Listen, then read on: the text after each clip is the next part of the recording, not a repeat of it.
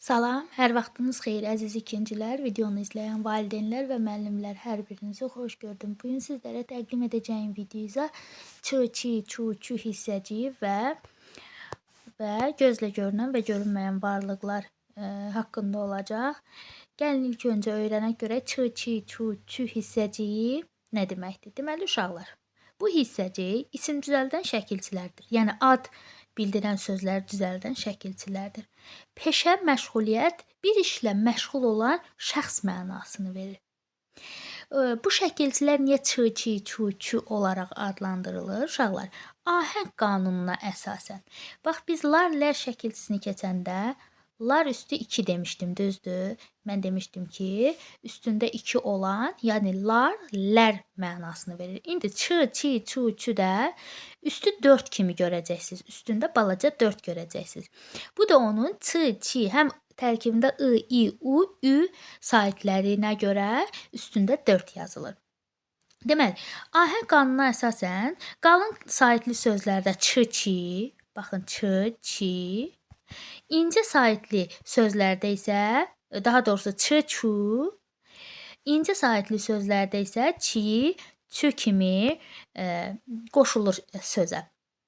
Məsəl üçün, belə deyək də, məsələn, balıq, balıqçı, gül, gülçü, odun, odunçu bu formada. Yəni ahəng qanunu nə tələb eləyirsə, həmin şəkilçidə sözə uyğun, yəni saitə uyğun sözə qoşulur. İndi görək testlərdə bizə nə formada verilir. Baxaq ilk testdə. Deyir, hansı sözdə ç hissəciyi yoxdur?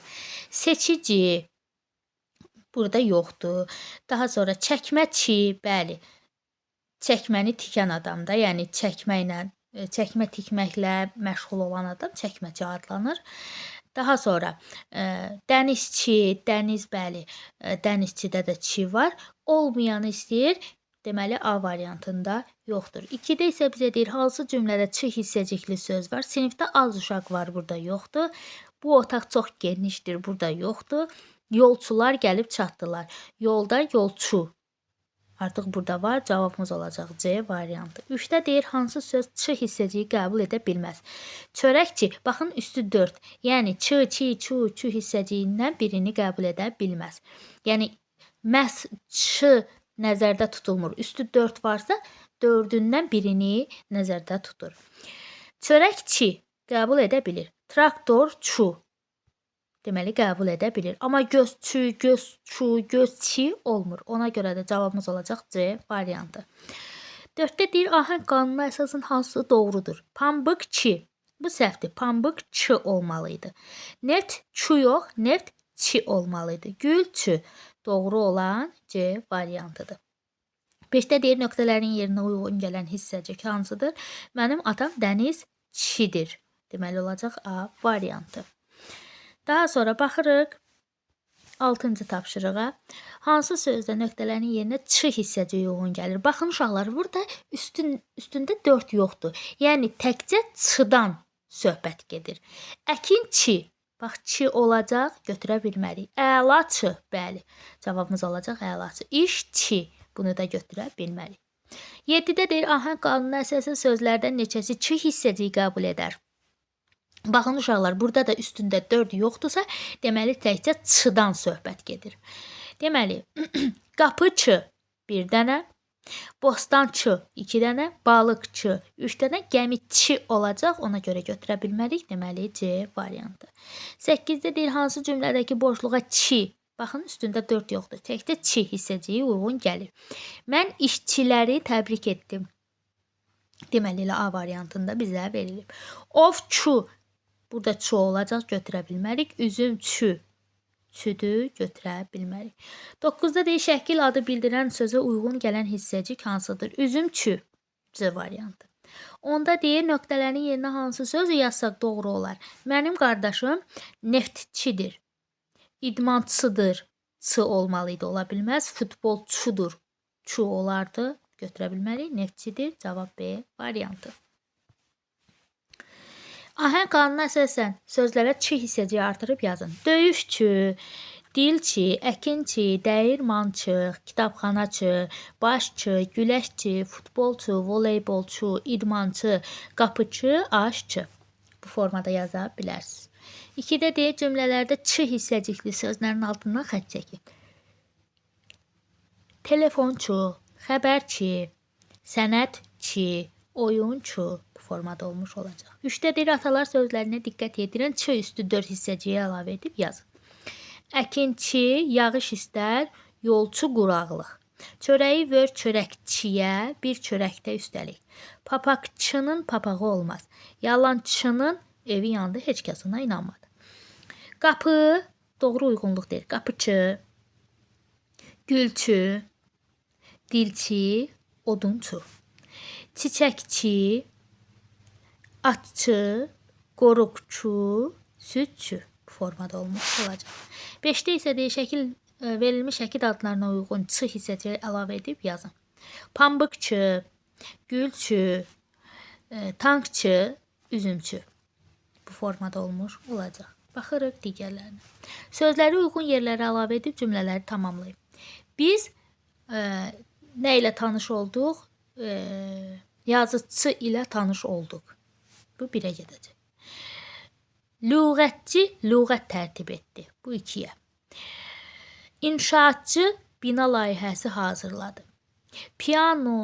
Pianinoçu çox gözəl ifa edirdi. Bu da 4-ə gedəcək. Şeirdə nöqtələrin yerinə ç hissəciyi əlavə edin. Həmin sözü cümlədə işlədin. Aha. Qayıqlar sahildə səssiz səmirsiz, uzaq yollar gələn yolçular kimi. Sakit bir yuxuya getmişdi dəniz, dərin bir məqsədi, fikri var kimi. Yolçu sözünü də özünüz cümlədə işlədib altdan yaza bilərsiniz. 8-də bizə deyir ki, hər bir sözə uyğun ç hissəciyi əlavə edin, sözləri cümlədə işlədin. Yenə də deyirəm, cümləni mən qurmuram. Cümlə tamamilə sizin öz fikrinizə qalıb. Özünüz istədiyiniz cümləni qura bilərsiniz. Əkinçi, qoruqçu, kitabxanaçı, dənizçi. Bu formada yaza bilərsiniz. Ahəng qanuna əsasən ç hissəciyini uyğun gəldiyi sözləri işarələyin. Baxın, burada üstündə 4 yoxdur. Ona görə təkcə ç bizə lazımdır. Güləşçi, ovçu, mədənçi, çəkməçi, oxucu. Deməli, olacaq ovçu ilə, daha doğrusu güləşçi ilə mədənçi, bir də çəkməçi. 3 dənə sözdə görülmüşdür ç hissəci. İndi gözlə görünən və görünməyən varlıq. Baxın uşaqlar, əslində bu dərsi, bu mövzunu 3-cü sinifdə daha geniş isim mövzusunda öyrənəcəyik. Amma indi qısa bir izahdan sonra başlayaq testlərin üstündə daha yaxşı, daha möhkəm öyrənməyə. Amma gözlə görünən və görünməyən varlıqlar. Baxın uşaqlar, adından da gördüyümüz kimi gözlə görünən varlıq, gözlə görə bildiyimiz varlıqlardır. Məsələn, insan, heyvan, ağac, gözlə görə bildiyin kitab, dəftər, qələm, yəni gözünlə nə görürsənsə, bu gözlə görünən varlıqdır. Gözlə görünməyən varlıq da adından göründüyü kimi gözümüzlə görə bilmədiyimiz, amma var olan varlıqlardır. Məsəl üçün, belə deyək də, hava, sevinc, qorxu, yuxu, səs, iy, mələk və s. Belə deyək də, qısa bir nəticəyə gələk ki, görürüksə görünən, görə bilmiriksə görünməyən varlıqdır. İndi baxırıq, görürük birinci suala. Deyir, hansı söz gözlə görünməyən varlığı bildirir? Qapını görürük, düzdürmü? Vaxtı görə bilmirik. Pianinonu da görə bilirik. Deməli, olacaq B variantı. 2-də deyir, hansı cümlədə gözlə görünməyən varlığı bildirən söz var? Ülkər babası gilə getdi. Bəli, Ülkər deyir, babası gilin evinə də gedib. Burada görünməyən varlıq deyir. Burada hamısı görünən varlıq. Atam mənə top aldı. Bəli, onun atası ona top alıb. Topu da görürük, atasını da görürük, almağını da görürük. Onun arzuları çoxdur. Bax, arzunu görmək olmur. Ona görə də olacaq C variantı. 3-də deyir, hansı sözdə görünən varlıqdır? Qoruğu görürük, sevgini görmürük, güldanı da görürük. 1-3. B variantı. 4-də hansı variantdakı sözlərin hər ikisi gözlə görünən varlığı bildirir? Əməyi görə bilmirik, məktəbi görə bilirik. Hər ikisi deyil. Düyməni görə bilirik, xəttkeşi görə bilirik.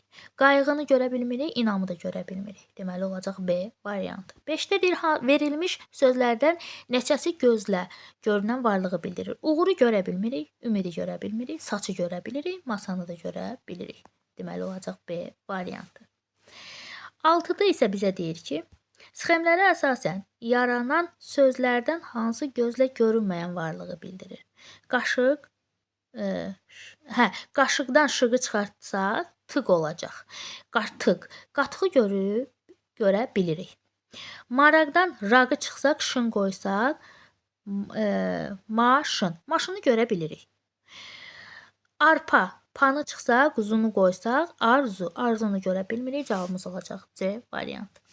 7-də deyir, uyğunluq doğrudur. Gözlə görünən varlıq. Deməli, 1-ə gedəcək. Gözlə görünən istəyirsə, qələmlə pozan. C ilə D. Digərinə də ağıl və zaman qaldı. Deməli, C, D, A, B, A variantında bizə verilmişdir. 8-də mən böyük xəyallar qurdum cümləsində fərqləndirilmiş sözlə bağlı doğru fikir hansıdır? Gözlə görünən varlığı bildirir, xeyr. Varlığın tək olduğunu bildirir, xeyr. Gözlə görünməyən varlığı bildirir, bəli, xəyalı görə bilmirik. 9-da deyir, hansı cümlədə gözlə görünməyən varlığı bildirən söz var? Sən niyə hiylə işlədirsən? Zooparkda çoxlu heyvanlar var, anası uşağı çarpayıya qoydu. Deməli olacaq A variantı. 10-da deyir, gözlə görünən və ya görünməyən varlığı bildirməsinə əsasən məntiqi ardıcılığı tamam. Qorxu görmürük, uğur görmürük, xəyal görmürük, arzunu da görmürük. Bizə gözlə görünməyən varlıq lazım imiş. Deməli olacaq A variantı. Kərpic və sümbülü görə bilirik. Çalışmasına baxaq. Deməli, çalışmalarında gözlə görünən varlığı ifadə edən sözlərin altından xətt çəkir. Xoruzu görürük, bibəri görürük, xəbəri görmürük, vicdanı görmürük, velosiped görürük, bina görürük, corab görürük, səməni görürük. Daha sonra dəsmal, avtobus, maşın, saç görə bilirik. Digərlərini, yəni xəbər, vicdan, dəstək, sevda, fikir, mərhəmət görə bilmirik. 2-də deyirik, gözlə görünməyən varlığı, məqsəd, pislik, daha sonra niyyət, dostluq, günəş görə bilir, inanc, kədər, güc, dad, daha sonra ruh görə bilmirik. 3-də deyir ki, gözlə görünən varlığı bildirən sözləri seçib cümlədə işlədir. Gözlə görünən varlıqlar balıqçıdır, albomdur, daraqdır. Bu üçünü cümlədə işlədərsiniz. Digərləri gözlə görünməyən varlıqdır. Cümlədə işlətmək özünüzə qalır. Necə istəyirsiniz cümlə qurarsınız. Cümlələrdə gözlə görünməyən varlığı bildirən sözlərin altından xətt çəkin. Ümid, hörmət, qorxu, əzm, güc, uğur. Bu formada olmuş olacaq. Hər sıraya uyğun gələn 5 söz yazın. Gözlə görünən varlıq. Görünən varlığa en qədər özünüz belə deyək də misal çəkə bilərsiniz. Eyni şəkildə gözlə görünməyən varlığa aid də misal çəkə bilərsiniz. Özünüz yazarsınız. Bu çalışmanı öz öhdənizə buraxıram. 6-da deyir ki, sözləri cədvələ uyğun xanalara yazın. Deməli, gözlə görünənləri 1, görünməyənləri 1. Qiymət deməli olacaq 1-2 yazacağam. Birinci sıra gözlə görünəndir, ikinci sıra görünməyən. Qiymət görünməyəndir. Fil görünəndir, çətir görünəndir, yaxşılıq görünməyəndir, darıq görünəndir, sevgi görünməyəndir, maraq görünməyəndir, çəngəl də görünəndir. Deməli, bu formada olmuş olacaq. Verilmiş hecaları elə hecalarla birləşdirin ki, gözlə görünməyən varlığı bildirən söz yaransın. Xəyal, dəyər, arzu, kədər. Bu formada olmuş olacaq. Bax, xəmir gözlə görünəndir. Dəmir gözlə görünəndir. Armud gözlə görünəndir. Kəmər də gözlə görünəndir. Digərlərini götürə bilər. Gözlə görünən varlığı bildirən sözləri işarələyin. Fincan, kirpi, top, çörək, ağac, eynək bu formada olmuş olacaq. 9-da isə bizə deyir ki, gözlə görünməyən varlığı bildirən sözlərin altından xətt çəkin. Zaman dəyərlidir. Biz keçib gedən zamanı geri qaytara, həmin anları, anı da gözlə görünməzdir. Bir də yaşaya bilmərik. Buna görə də vaxt gözəl şeylərə sərf etməliyik. Arzu, xəyal çalışmalıyıq. Sevdiklərimizi dəyər verməli, onlara vaxt keçirməli. Deməli uşaqlar, bu bizim birinci hissədəki son mövzumuzdur. Gözlə görünən və görünməyən varlıqlar. Ümidvaram ki, birinci yarım ili əla qiymətlərlə başa vurub, ikinci yarım ilə də uğurla keçəsiniz. İkinci yarım ildə də izahlarımız davam edəcək. Bunun üçün isə videonu bəyənməyi, dostlarınızla bölüşməyi, kanala abunə olmağı unutmayın. Bugünlük bu qədər. Birinci yarım illikdə bu qədər. Hələlik.